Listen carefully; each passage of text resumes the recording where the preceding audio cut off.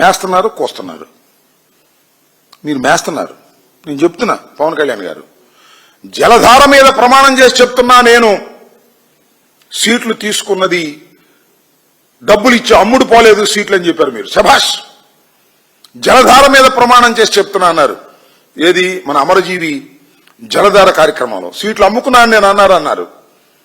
నేను అమ్ముకోలేదని మీరు జలధార మీద ప్రమాణం చేసి చెప్పారు. ఇప్పుడు చెప్పండి, జలధార మీద ప్రమాణం చేసి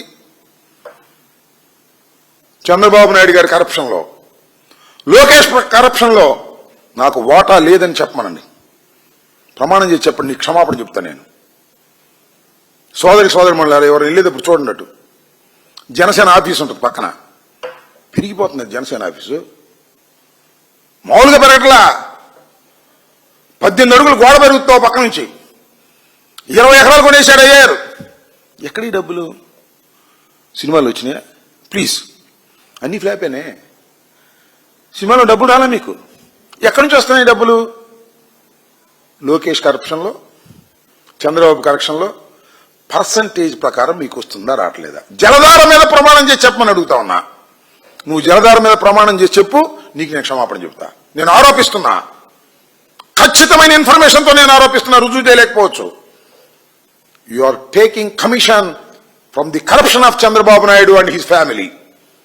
లెక్కగట్టి నెలకింతని చెప్పి నీకు ఇస్తుంటే నువ్వు మేస్తున్నావు, మా మీద కోస్తున్నావు. ఇది ధర్మమేనా? యాక్షన్ చేసి సినిమాలో 100 కోట్లు తీసుకుని సినిమాలో బ్రహ్మాండమైన డైలాగులు చెప్పు, తప్పలేదు. కానీ పొలిటికల్ డైలాగులు కూడా డబ్బులు తీసుకుని చెప్పే స్థాయికి నువ్వు దిగజారిపోతే ఎట్ట బతుకుతుంది రాజకీయం? నాకు అర్థం కాలేదు. రాజకీయాల్లో నిజాయితీ గురించి మాట్లాడి మీరు ఈ రకంగా చేసే కార్యక్రమాలు, రౌడీజం ఎవరండి? నాకు అర్థం కాలేదు. మీ నానాజీ ఒక ప్రిన్సిపాల్ని కొట్టాడే, అది రౌడీజం కదా? కేసు పెట్టారు, అసలు పెట్టి తీసేశారు. నువ్వు రౌడీజం గురించి మాట్లాడతావు. నీ జనసేన నాయకులు చేసే రౌడీజం ఇంత అంత, తెలుగుదేశం వాళ్ళు చేసే రౌడీజం ఇంత అంత చెప్పండి. నాకు అర్థం కాలేదు. మేము లోకుగా ఉన్నామని మా మీద అంట. అసలు మీరు మాట్లాడే మాటలు చూస్తే నాకు అర్థం కావట్లా. అసలు మేము అధికారంలో ఉన్నామో మీరు అధికారంలో ఉన్నారు? మేము అధికారంలో ఉండి మీరు అపోజిషన్లో ఉన్నట్టున్నారు. మమ్మల్ని తిడుతున్నారు మీరు, మమ్మల్ని దూషిస్తున్నారు మీరు. పవన్ కళ్యాణ్ గారు, ఇది సరైనటువంటి విధానం కాదు. లా అండ్ ఆర్డర్ని మీ చేతిలోకి తీసుకుని ఏదో అది చేస్తాం ఇది చేస్తాం అంటున్నారు. ఇప్పుడు ఆల్రెడీ లా అండ్ ఆర్డర్ మీ చేతిలోనే ఉంది. ఒక ఆయన రెడ్ బుక్ అంటాడు, ఒక ఆయన ఏమో మా నాన్న రోడ్లు పెడితే ఏం పీకారు అంటాడు. నువ్వేమో అధికారంలోకి వచ్చినప్పుడు మీరేం పీకారు, ఇప్పుడు ఏం పీకుతారంటారు. ఏంది పీకుడు కార్యక్రమం? నువ్వు మాత్రం బాగా పీకేస్తున్నావులే. మన చంద్రబాబు నాయుడు గారు సంపాదించిన దానిలో, మన లోకేష్ సంపాదించిన దానిలో ఏమో పీకుడు పీకుతున్నావు. అది పీకుడు అంటే అది అసైన్ పీకుడు. మేం పీకేదే ఉంది, మేం పీకటం ఏంటి? What is language? పీకుడు లాంగ్వేజ్ ఏంటి? నాకు అర్థం కాలేదు. ఎవడెవడు పీకుతాడు ప్రజాస్వామ్యంలో? ఎవడెవడో పీకలేడు ప్రజాస్వామ్యంలో. నువ్వు మాత్రం స్టాబెట్టి పీకేస్తున్నావు. లోకేష్ దగ్గర, చంద్రబాబు దగ్గర కమిషన్లు. ఇది వాస్తవం కాదంటే జలధార మీద ప్రమాణం చేసి చెప్పండి. నిన్న చెప్పావు, చెప్పమని అడుగుతా ఉన్నా. ఇలా ఏదేదో నీతి వాక్యాలు చెప్తూ ఉంటే, కాలం గడుపుతూ ఉంటే సరికాదు. ధర్మంగా మాట్లాడటం నేర్చుకోండి పవన్ కళ్యాణ్ గారు అని ఈ సందర్భంగా నేను చెప్పదలుచుకున్నాను. ఇలాంటి దుర్మార్గమైనటువంటి కార్యక్రమాల్లో మీరు పాలు పంచుకుని అప్పుడప్పుడు గుర్తొచ్చినప్పుడు నా భావాజాలం అంటాడు. ఏంది భావమో, ఏమి జాలమో? ఏం భావం, ఏమి జాలం చెప్పు స్వామి, నాకు అర్థం కాల. మాకు ఇంతవరకు అర్థం కాల నీ భావాజాలం ఏంటో. నువ్వు తుపాకీ కొట్టడం ద్వారా భావాజాలమో, లేక సనాతన ధర్మం ద్వారా భావాజాలమో, లేకపోతే చంద్రబాబు నాయుడు గారిని మొయ్యటం ద్వారా భావాజాలమో, 15 సంవత్సరాల వరకు నిన్ను వేడను అని చెప్పేదని భావాజాలమో. వాట్ ఈజ్ యువర్ భావాజాలం? నాకు అర్థం కాలేదు. నీ భావాజాలం గురించి పుస్తకాలు చదివితే ఏదేదో సందర్భం లేకోకుండా చెప్పుకుంటూ కాలయాపన చేసుకుంటూ పోయేటటువంటి పరిస్థితికి పవన్ కళ్యాణ్ గారు దిగజారిపోవటం చాలా దురదృష్టకరం. నేను చెప్తున్నా, అయ్యా పవన్ కళ్యాణ్ గారు, కాస్త నీతివంతమైన పాలిటిక్స్ చేసేటటువంటి కార్యక్రమం చేయండి. అంతే తప్ప ఇలా పిచ్చివాగుడు వాగి మమ్మల్ని ఏదో రెచ్చగొట్టి, మేము అసలు నిజంగా ఏందో పిచ్చివాడు అవుతాడో వదిలేద్దాం అనుకున్నాం. ఒకసారి, 2 సార్లు, 3 సార్లు, ఇన్నిసార్లు వదలం. మేము జగన్మోహన్ రెడ్డి గారి బర్త్డే కార్యక్రమాల్లో బిజీగా ఉంటే 20వ తారీఖు ఒకసారి మాట్లాడాడు, మళ్ళా నిన్న మాట్లాడారు. ఎంతసేపు పీకుడు లాంగ్వేజ్, గోకుడు లాంగ్వేజ్ మాట్లాడుతున్నప్పుడు సమాధానం చెబుదామనే ఉద్దేశంతో వచ్చాం. మీరు ఆలోచించమని రాష్ట్ర ప్రజానీకాన్ని కోరుతున్నాను. రాష్ట్ర ప్రజానీకమే కాదు, పవన్ కళ్యాణ్ గారు తిరిగి ఆలోచించుకోండి.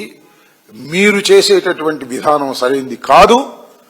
కరప్షన్లో భాగస్వాములై మీరు ఓటాలు తీసుకునే కార్యక్రమానికి దిగజారిపోయి ఇవాళ జన సైనికులందరినీ మీరు చంద్రబాబుకు తాకట్టు పెడుతున్నారు. పెట్టుకోండి, మాకేం అభ్యంతరం లేదు, మాకేం ఇబ్బంది కూడా లేదు అని కూడా ఈ సందర్భంగా చెప్పదలుచుకున్నాను.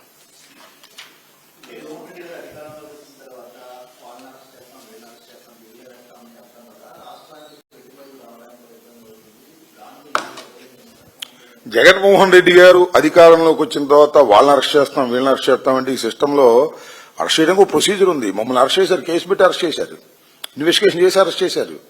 చూశారు కదా, చాలా మంది రావులు పెట్టారు, బెయిల్లో బయటకు వచ్చారు. ఇవాళ చాలా స్పష్టంగా నేను చెప్తున్నాను, ఈ రాష్ట్రంలో అనేకమైన స్కామ్ జరుగుతూ ఉన్నాయి. నెంబర్ 1, మెడికల్ కాలేజీల ప్రైవేటీకరణలో స్కామ్, అమరావతి భూముల్లో స్కామ్, లోన్ తీసుకొని ఇవాళ ఎంత 50,000 కోట్ల పైచిలుగా లోన్ తీసుకుని కాంట్రాక్టర్ పిలిచి 8% కిక్ బ్యాక్స్ తీసుకుని చేస్తున్నారు స్కామ్.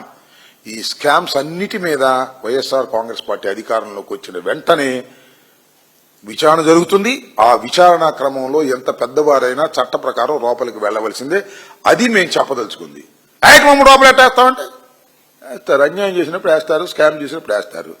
అది 15 సంవత్సరాలు నువ్వు అక్కడే ఉంటానంటున్నావు, నీదే అధికారం అంటున్నావు కదా, మేము రానేం జగన్మోహన్ రెడ్డి అంటున్నావు, ఎట్లా వస్తారో చూస్తావు అంటున్నావు, మీరు భయపడమాకమంటున్నావు. ఐఏఎస్ వాళ్ళు భయపడుతున్నారంట, ఎందుకు భయపడతారు వాళ్ళు మాత్రం నాకు అర్థం కాలేదు. తప్పు చేయకోకుండా తప్పు చేయమంటే వాళ్ళు చేయట్లేదు అనమాట కొంతమంది. అందుకని వాళ్ళు నాన్ ఫోకల్ పోస్టుకు పోతారు, ఎక్కడో పాపం మూలన వేస్తారు. ఎవడైతే అడ్డగోలుగా సంతకం పెడతారో వాళ్ళు తీసుకొచ్చి పెట్టుకుంటున్నారు. ఇది జరుగుతున్నటువంటి వ్యవహారం చట్ట ప్రకారమే ఈ సమాజంలో జరుగుతుంది. మేము చెబుతున్నది ఏంటంటే ఈ 18 మాసాల్లో అనేక లక్షల కోట్ల స్కాములు జరుగుతూ ఉన్నాయి. వాటన్నిటి మీద విచారణ జరుగుతుంది. వాటన్నిటినీ కూడా విచారించి చట్ట ప్రకారంగా ఎవరినైనా సరే శిక్షించడం జరుగుతుంది అనేది విస్పష్టం.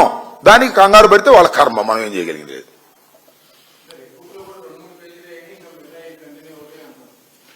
రెడ్ బుక్ లో బెదిరిస్తున్నాడు. రెడ్ బుక్ లో 3 పేజీలు ఆయన చెబుతున్నాడు.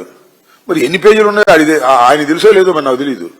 గౌరవనీయమైనటువంటి ఐటీ శాఖ మంత్రి అయినా, విద్యాశాఖ మంత్రి అయినా, లేక ఉప ముఖ్యమంత్రి షాడోనా, లేకపోతే ముఖ్యమంత్రి షాడోనా, ఎన్ని పేజీలు ఉన్నాయి స్వామి నీ రెడ్ బుక్ లో? నేను చెప్పే కదా, నీ రెడ్ బుక్ మా కుక్క కూడా లెక్క చేయదని. రెడ్ బుక్ పెట్టుకో, ఏమైంది? We don't care that.